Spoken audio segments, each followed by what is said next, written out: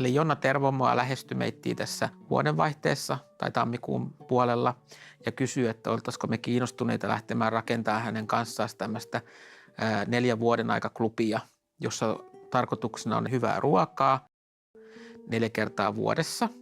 Eli nyt on tulossa tämä kevätklubi, jossa hän toimii itse myös esiintyjänä. Ja sitten keväällä tulee kevätklubi, kesällä tulee kevätklubi ja sitten syksyllä tulee vielä kevätklubi, eli 4 kaiken kaikkiaan. Ihanaa. Mistä tuotteesta on kyse ensin? Joo, tarkoituksena on sitten näihin 3 seuraavaan hän houkuttelee sitten aina hyvää ruokaa, jammaileen ja fiilisteleen. Onko se leipä? Se on vähän ehkä vielä yllätys, koska se koko konsepti muotoiltuu tämän ensimmäisen kevätklubi aikana, mutta ilman muuta on hyvää ruokaa. Ja kun ollaan pirtillä, niin hyvää ruokaa ja sitten hyvää ruokaa. Eli se tarkoittaa, että sun konsepti on tässä vaiheessa 1,5 miljoonan arvoneva. Hyvää ruokaa. Etkä ole vielä kokeillut ollenkaan sitä. Ja sitten pikkasen varmaan ruokaa.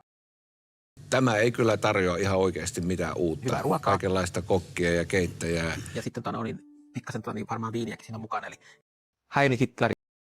Kerro ensin, mikä tuote, että me tiedetään, kiinnostaako meitä ollenkaan. Sitten mennään niihin arvoihin. Oi baby, nyt taisin keksiä.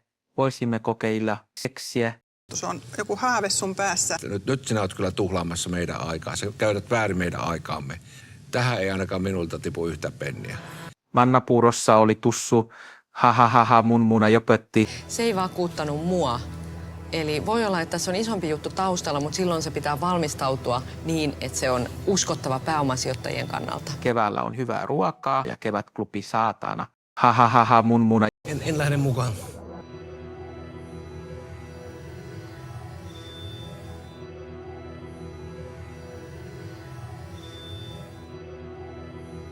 Oikeesti vittu ammu itses vitun paskanaama! Miksi tunkee sen login tonne, jos me jumalauta laita sen login tohon?